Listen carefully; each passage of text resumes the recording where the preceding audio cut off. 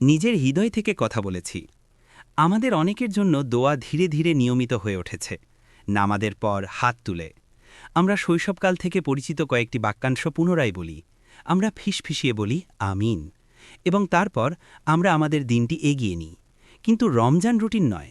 রমজান হলো কোমলতা, রমজান হলো ঘনিষ্ঠতা, রমজান হলো এমন এক ঋতু যখন হৃদয় খুলে যায়, যেভাবে অন্য কোনো সময়ই খোলা যায় না। সময় আর আল্লাহ কোরআনে গভীরভাবে কিছু স্পষ্ট করে দিয়েছেন। ব্যক্তিগতভাবে আল্লাহ বলেন, আর যখন আমার বান্দারা আমার সম্পর্কে জিজ্ঞাসা করে, নিশ্চয়ই আমি কাছেই আছি। যে আমাকে ডাকে, আমি তার ডাকে সাড়া দিই। শোনো, সাবধানে শোনো, আমি কাছেই আছি। আল্লাহ না বলেছিলে যে তাদের কাছেই আছি, তিনি বলেছেন আমি কাছেই আছি। ভ্রমণের জন্য কোনো দূরত্ব নেই, কোনো জটিল প্রক্রিয়া নেই, কোনো অ্যাপয়েন্টমেন্টের প্রয়োজন নেই, কেবল একটি হৃদয় যা ঘুরে দাঁড়ায়। এই রমজান সাফল্য চাওয়ার আগে, ত্রাণ চাওয়ার আগে ক্ষমা চাও। নিজেকে জিজ্ঞাসা করো নম্রভাবে কিছু, আমি কি সত্যিই বিশ্বাস করি যে তিনি নিকটবর্তী? কারণ দোয়া নিখুঁত শব্দের বিষয় নয়, এটি উপস্থিতির সম্পর্কে। এটি আধ্যাত্মিক শব্দের বিষয় নয়, এটা হলো সৎ হওয়ার জন্য। শুনানির জন্য আরবি ভাষার প্রয়োজন নেই, গ্রহণযোগ্যতার জন্য বাগ্মিতার প্রয়োজন নেই, সততার প্রয়োজন। তোমার সেই নীরবতা দরকার যেই মুহূর্তে তোমার বুক ভারী মনে হয়, এবং এটা চেপে রাখার পরিবর্তে তুমি তা আল্লাহর কাছে প্রকাশ করো। রমজান তোমাকে এর জন্য জায়গা দেয়, সুরির নীরবতায়, পূর্ববর্তী নীরবতায়, রাতের নামাজের কোমলতায়। দুনিয়া আপনার জন্য কথা বলার জন্য যথেষ্ট ধীর হয়ে যায়। এবং হয়তো, শুধু হয়তো, এই রমজান যেখানে আপনি দোয়া করা বন্ধ করে অনুভূতি করা শুরু করেন, যেখানে আপনি পুনরাবৃত্তি করা বন্ধ করেন এবং কথা বলা শুরু করেন। কল্পনা করো, আজ রাতে একা বসে কেউ নেই, দেখছ, কেউ শুনছে না, যে ইতিমধ্যেই তোমার সম্পর্কে সব কিছু জানে। তোমার ভয়, তোমার আশা, তোমার ভুল, তোমার স্বপ্ন, যা অসম্ভব মনে হয়। এবং ছোট বোধ করার পরিবর্তে তুমি অনুভব করো শুনেছি। এই রমজান আলাদা হোক। তোমার দোয়া এমন হৃদয় থেকে উঠুক যা জানে যে এটি ভালোবাসে। তোমার কথাগুলো অর্থ বহন করুক, তোমার নীরবতা বিশ্বাস বহন করুক। তুমি শূন্যতার দিকে ডাকছ না, তুমি যাকে ডাকছ আমি কাছে আছি। তাই থেমে যাও, শ্বাস নাও, এবং যখন তুমি এই রমজানে তোমার হাত তুলো, তখন এমনভাবে কথা বলো যেন যে সে শুনছে, কারণ সে শুনছে। রমজান আপনার চারপাশের পরিবেশ পরিবর্তন করে। আপনার এমনকি যদি আপনি এটি দেখতে না পান, কিছু পরিবর্তন হয়। দিনগুলি ভিন্ন অনুভূত হয়, রাতগুলি অনুভূত হয়। নরম হৃদয় আরও সংবেদনশীল হয়ে ওঠে, এবং আকাশ আরও কাছের বোধ হয়। আল্লাহর রসুল আল্লাহ তাআলা ওয়াসাল্লাম আমাদের বলেছেন, যখন রমজান শুরু হয়, রহমতের দরজাগুলি খুলে দেওয়া হয় এবং জাহান্নামের দরজাগুলি বন্ধ করে দেওয়া হয়। চুপচাপ ভাবুন, রহমতের দরজাগুলি খুলে দেওয়া হয়। ব্যক্তিগতভাবে আপনার জন্য এর অর্থ কি? এর অর্থ এটি কোনো সাধারণ মাস নয়। এর অর্থ আপনার ভুলগুলি আপনাকে সঠিকভাবে সংজ্ঞায়িত করে না এখন। এর অর্থ আপনার অতীত আপনাকে বাধা দেয় না। এর অর্থ হল করুণা তার চেয়েও নিকটবর্তী, আগের যে কোনো সময়ের চেয়েও বেশি। আর করুণা নিজেকে প্রকাশ করে অনেক উপায়ে। এটি নিজেকে প্রকাশ করে ক্ষমা, স্বস্তি, নির্দেশনা। যদি আল্লাহ চান্ত আপনি রমজানে এই মুহূর্তটি উপভোগ করুন, তাহলে আপনার হৃদয়ে তা স্থায়ী হোক। রমজান কেবল ক্ষুধা সম্পর্কে নয়, এটি নম্রতা সম্পর্কে। যখন আপনি রোজা রাখেন, তখন আপনার শরীর দুর্বল হয়ে যায়, কিন্তু আপনার হৃদয় নরম হয়ে যায়। যখন আপনি তৃষ্ণার্ত বোধ করেন, আপনার নির্ভরতার কথা মনে পড়ে। যখন তুমি ক্ষুধার্ত বোধ করো, তুমি তোমার প্রয়োজনের কথা মনে রাখো। আর যখন তুমি তোমার প্রয়োজনের কথা মনে রাখো, তখন তোমার দোয়া বাস্তব হয়ে ওঠে। এই মাসটি অনেক সুযোগের দরজা খুলে দেয়। এর শেষ তৃতীয়াংশ, যে রাত পৃথিবী ঘুমিয়ে থাকে এবং তোমার ফিসফিসানি অদৃশ্যে আরও জোরে। আগের মুহূর্তগুলো, যখন তোমার ঠোঁট শুষ্ক থাকে এবং তোমার হৃদয় অপেক্ষা করে। দীর্ঘ প্রার্থনা, যখন অশ্রু ঝরে স্বাভাবিকের চেয়েও সহজে। সব কিছু রহমতের আবরণে আবৃত, সব কিছু কবুলতায় ঘেরা। তাই রমজানকে অন্য যে কোনো মাসের মতো কেটে যেতে দিও না। একে সময়সূচি এবং খাবার এবং ক্লান্তিতে সীমাবদ্ধ করো না। এটা কেমন তা দেখো, এমন এক ঋতু যেখানে আকাশ আরও প্রশস্ত হয়ে ওঠে। আজ রাতে যখন তুমি আগে বসো, শুধুমাত্র সামনের খাবারের দিকে তাকিও না, তুমি উপরের দিকে তাকাও এবং তাড়াহুড়ো করে কথা বলো না। যান্ত্রিকভাবে নয়, বরং আশার সাথে, কারণ রহমতের দরজা খোলা আছে এবং তুমি তাদের ঠিক সামনে দাঁড়িয়ে আছো। সাল্লাল্লাহু আলাইহি ওয়াসাল্লাম আমাদের শিখিয়েছেন গভীর সান্ত্বনাদায়ক কিছু। তিনি বলেছেন, ৩ ব্যক্তির একটি দুয়া আছে যা প্রত্যাখ্যাত নয়। মুসাফির, পিতামাতার তাদের সন্তানের জন্য এবং রোজাদার। এক মুহূর্তের জন্য সেখানে থামো। রোজাদার ব্যক্তি, আপনি যখন রোজা শুরু করেন, যে মুহূর্ত পর্যন্ত আপনি রোজা ভাঙেন, তখন আপনি একটি বিশেষ অবস্থায় থাকেন, একটি উপাসনার অবস্থা যা আপনার পুরো দিনকে ঘিরে থাকে। আপনার ক্ষুধা হল উপাসনা, আপনার ধৈর্য হল উপাসনা, এমনকি আপনার ক্লান্তিও উপাসনা, এবং সেই অবস্থায় আপনার কণ্ঠস্বর ওজন বহন করে, বিশেষ করে ইফতারের আগের শেষ মুহূর্তগুলিতে। সেই দৃশ্যটি সম্পর্কে ভাবুন। টেবিল প্রস্তুত, খেজুর অপেক্ষা করছে, পানি ঠিক আপনার সামনে, আপনার শরীর খাওয়ার জন্য প্রস্তুত, কিন্তু আপনি প্রথমটি কামড়ানোর ঠিক আগে একটি ছোট জানালা আছে। সেই মুহূর্তটি খালি নয়, এটি শক্তিশালী।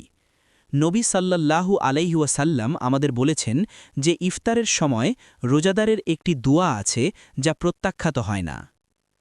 আমাকে, ইয়া আল্লাহ, আমাকে ক্ষমা করো, ইয়া আল্লাহ, আমাকে পথ দেখাও, এমন হৃদয় দিয়ে বলো যা এর প্রয়োজন অনুভব করে। রমজান তোমাকে এই প্রতিদিন সুযোগ দেয়।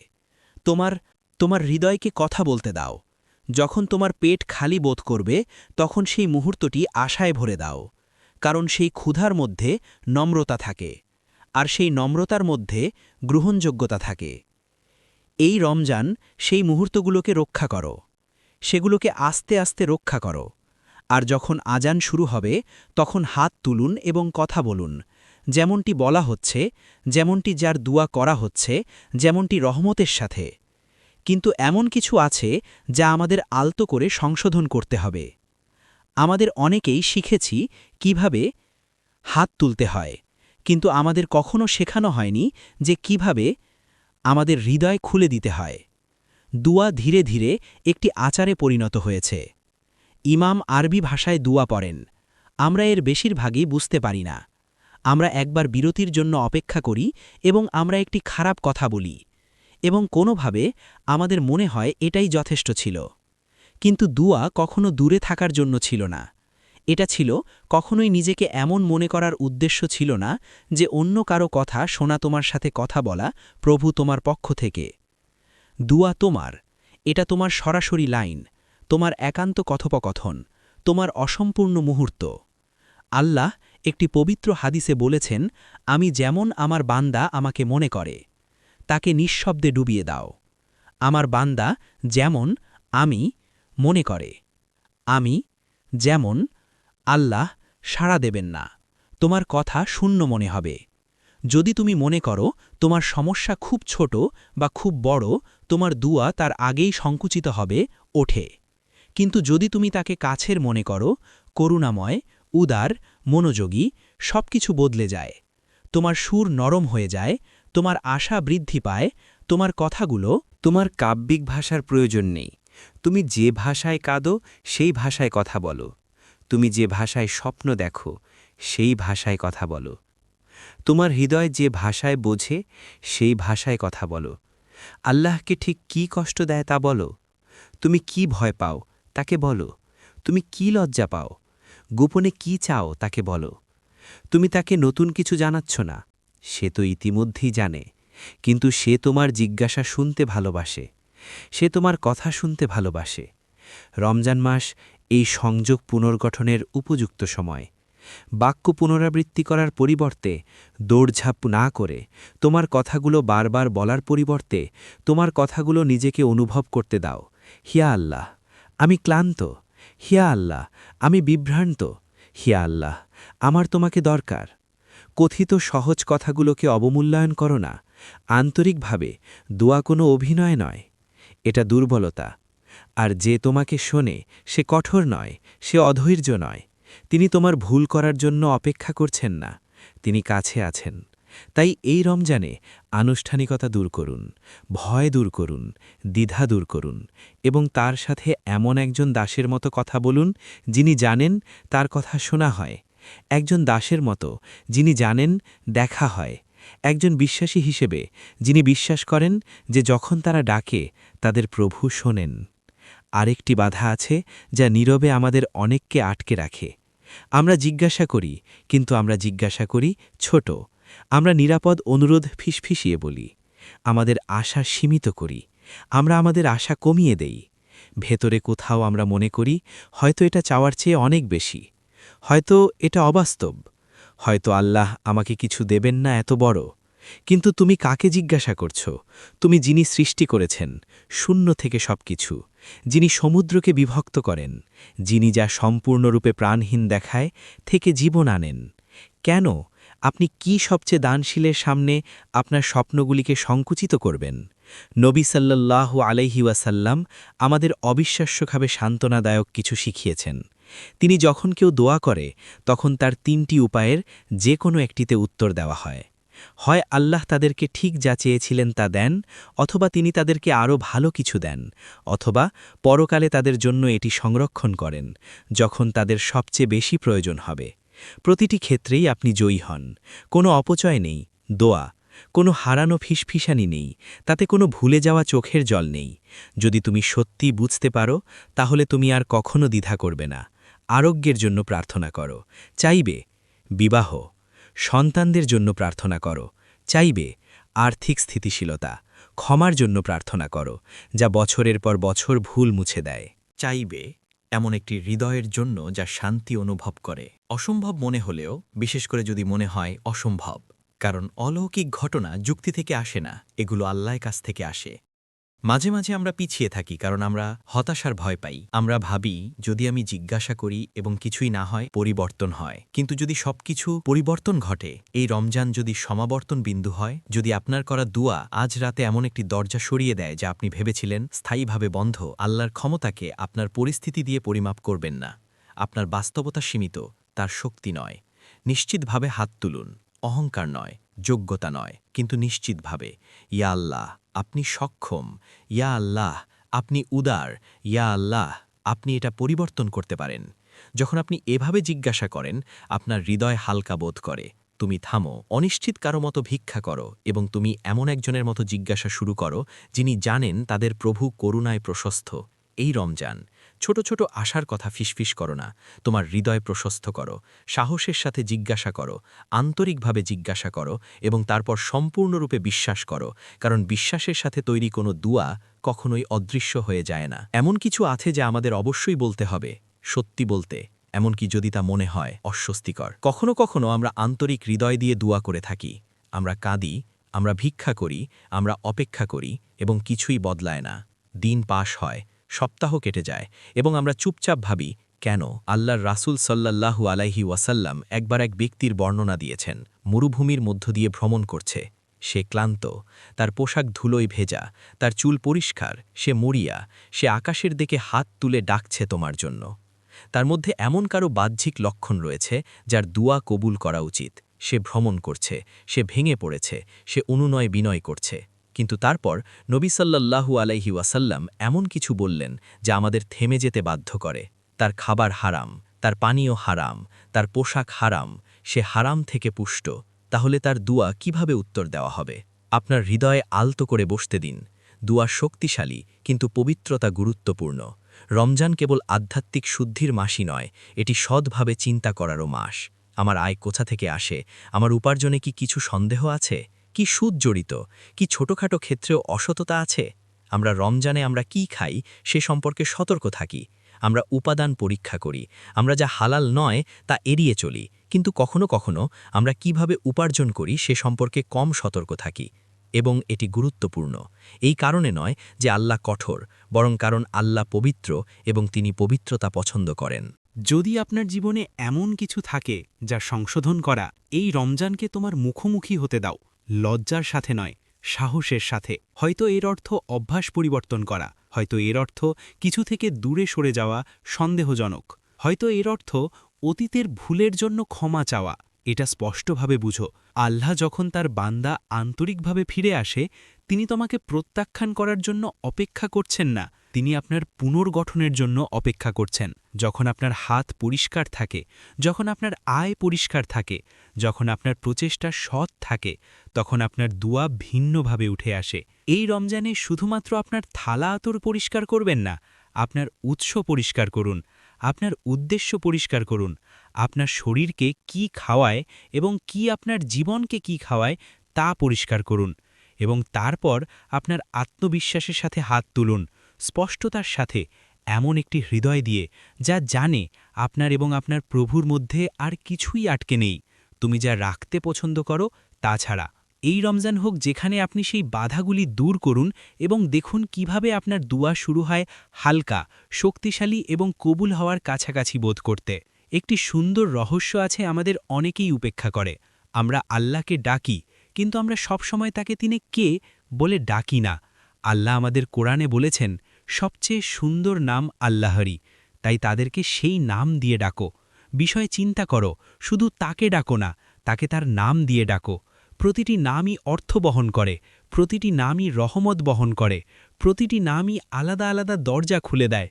যখন তোমার রিজিকের প্রয়োজন হয় তখন শুধু বলো না ইয়া আল্লাহ, বলো ইয়া হাজাক, যিনি সীমাহীন রিজিক দান করেন।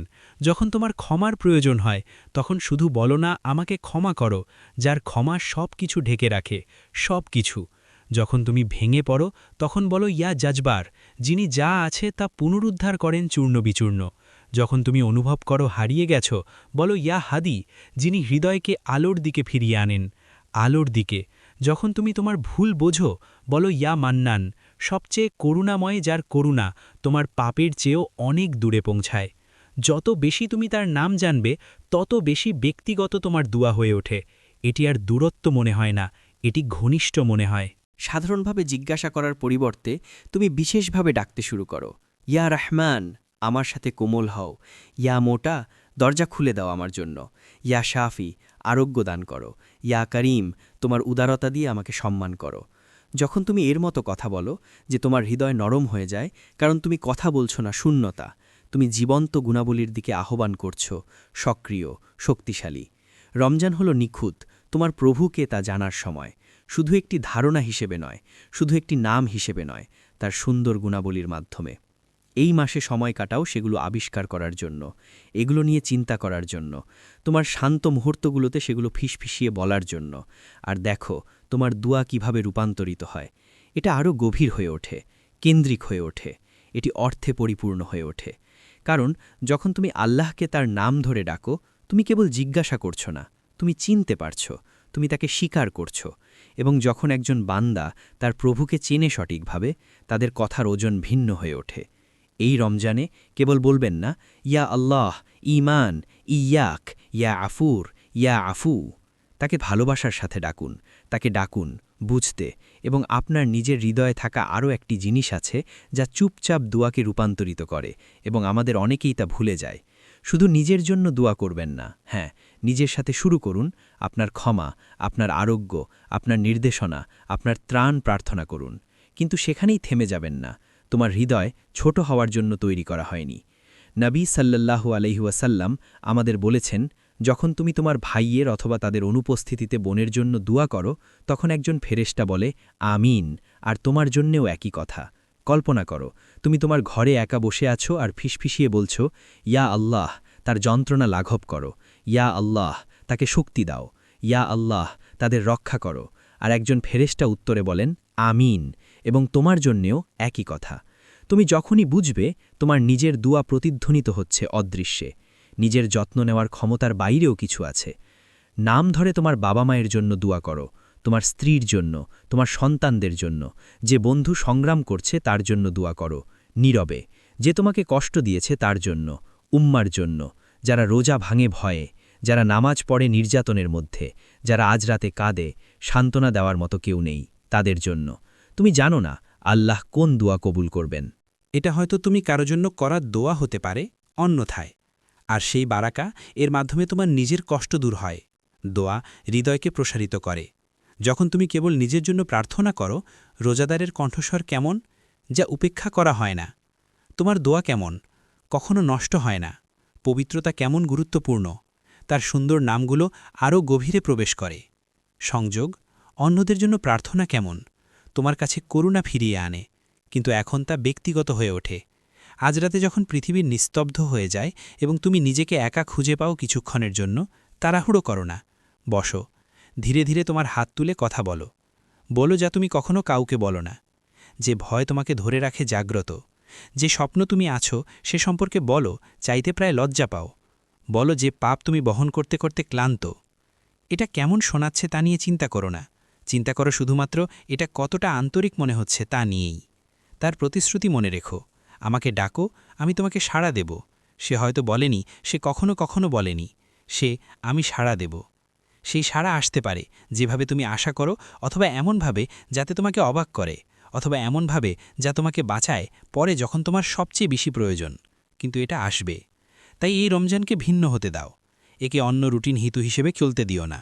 তোমার দোয়াগুলো যান্ত্রিক ফিসফিসানিতে থাকতে দিও না। এগুলোকে কথোপকথনে পরিণত হতে দাও। এগুলোকে অশ্রুতে পরিণত হতে দাও, যা পরিষ্কার করে। তাদের এমন আশায় পরিণত হতে দিন যা আরোগ্য করে।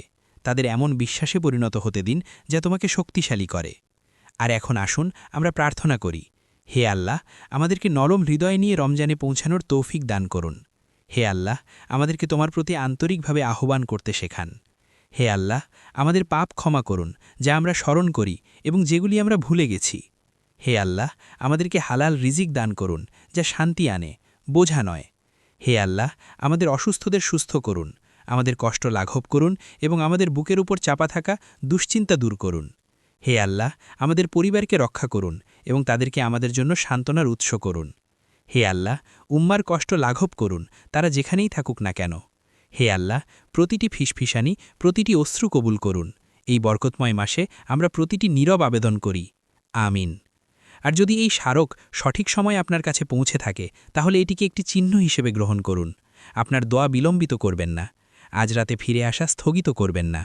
কথা বলুন এবং বিশ্বাস করুন, যিনি কাছে আছেন তিনি শুনছেন।